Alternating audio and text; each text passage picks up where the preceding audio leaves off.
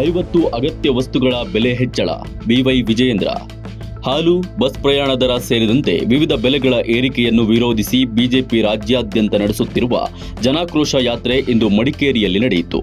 BJP ರಾಜ್ಯಾಧ್ಯಕ್ಷ B Y Vijayendra, ವಿಧಾನಸಭೆಯ ವಿರೋಧ ಪಕ್ಷದ ನಾಯಕ ಆರ್ ಅಶೋಕ್, ಸಂಸದ ಯದುವೀರ್ ಒಡೆಯರ್, ಮಾಜಿ ಸಂಸದ ನಳಿನ್ ಕುಮಾರ್ ಕಟೀಲ್, ಮಾಜಿ ಸಚಿವ ಬಿ ಶ್ರೀರಾಮುಲು, ವಿಧಾನ ಪರಿಷತ್ ಸದಸ್ಯ ಎನ್ ರವಿಕುಮಾರ್ ಸೇರಿದಂತೆ ಹಲವಾರು ಮುಖಂಡರು ಭಾಗವಹಿಸಿದ್ದರು.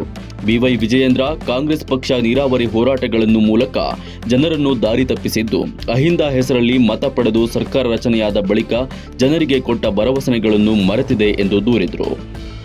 ಕಳೆದ 20 ತಿಂಗಳಲ್ಲಿ 50 ಅಗತ್ಯ ವಸ್ತುಗಳ ಬೆಲೆಯನ್ನು ರಾಜ್ಯ ಸರ್ಕಾರ ಹೆಚ್ಚಿಸಿ ಜನಸಾಮಾನ್ಯರನ್ನು ಸಂಕಷ್ಟಕ್ಕೆ ಸಿಲುಕಿಸಿದೆ.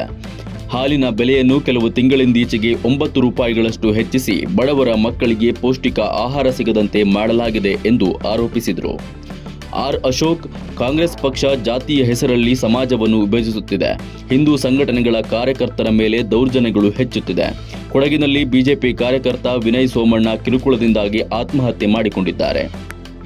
ಮತ್ತೊಂದೆಡೆ ವಿವಿಧ ತೆರಿಗೆಗಳನ್ನು ಹೆಚ್ಚಿಸಿ ಅಗತ್ಯ ವಸ್ತುಗಳ ಬೆಲೆಯನ್ನು ರಾಜ್ಯ ಸರ್ಕಾರ ಹೆಚ್ಚಿಸಿದೆ. ಮುಖ್ಯಮಂತ್ರಿ ಸಿದ್ದರಾಮಯ್ಯ ಸಾಲ ಮಾಡುವುದರಲ್ಲಿ ದಾಖಲೆ ಬರೆದಿದ್ದಾರೆ ಎಂದು ಆರೋಪಿಸಿದರು.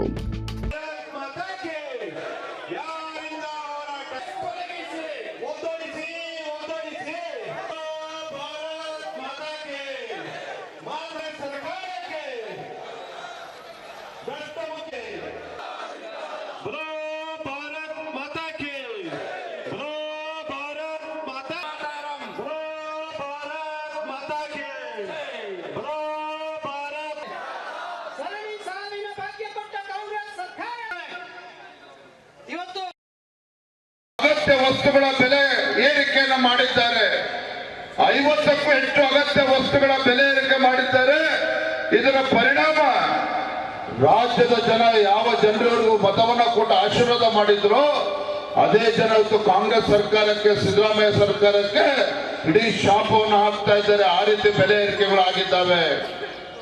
ಪೆಟ್ರೋಲ್ ಮೇಲೆ ದರ ಜಾಸ್ತಿ ಮಾಡಿದ್ರು, ಡೀಸೆಲ್ ದರ ಜಾಸ್ತಿ ಮಾಡಿದ್ರು, ಹಾಲಿನ ದರ ಜಾಸ್ತಿ ಮಾಡಿದ್ರು.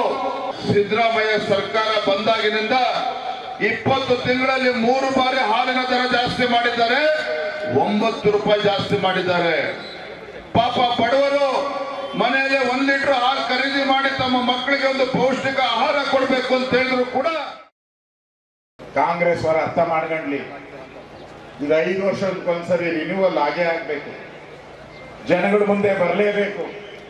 ಇಷ್ಟು ದುರಹಂಕಾರ ಬೀಳ್ತಾ ಇದ್ದೀರಲ್ಲ, 5 ವರ್ಷ ಆದ್ಮೇಲೆ ನಿಮ್ಮ ಹತ್ರ ಬರ್ತಾರೆ. ಜಾತಿಗಳ ಮಧ್ಯೆ ಬೆಂಕಿ ಇಡ್ತಾರೆ ಕೊಡಗಲ್ಲಿ. ಇವತ್ತು ಬೆಲೆ ಏರಿಕೆಯನ್ನ ಮಾಡಿ ರಾಜ್ಯದ ಜನತೆಗೆ ದ್ರೋಹ ಬಂದಿದ್ದಾರೆ, ವಂಚನೆ ಮಾಡಿದ್ದಾರೆ. ನಾವೆಲ್ಲ ತಿಳ್ಕೊಂಡಿದ್ದೀವಿ. ನಾವ್ಯಾರು ಲೋನ್ ತಗೊಂಡಿಲ್ಲ, ಈ ವರ್ಷ ನಾವು ಲೋನ್ ತಗೊಂಡಿಲ್ಲ, ನಮ್ಮ ಮನೆಯಲ್ಲಿ ಯಾವುದೇ ಲೋನ್ ನಮ್ಮ ಮೇಲೆ ಇಲ್ಲ ಅಂತ ತಿಳ್ಕೊಳ್ಳಿ. 1,05,000 ಕೋಟಿ, 1 ಲಕ್ಷ ಅಲ್ಲ ಕೋಟಿ ಅಷ್ಟು ಸಾಲ ಈ ವರ್ಷ ತಗೊಂಡಿದ್ದಾರೆ. ಬರೋ ವರ್ಷ 1 ಲಕ್ಷ ತಗೊಂತಾನೆ, ಆಗ ನಿಮ್ ತಲೆ ಮೇಲೆಲ್ಲ 2 ಲಕ್ಷ ಬೀಳ್ತದೆ.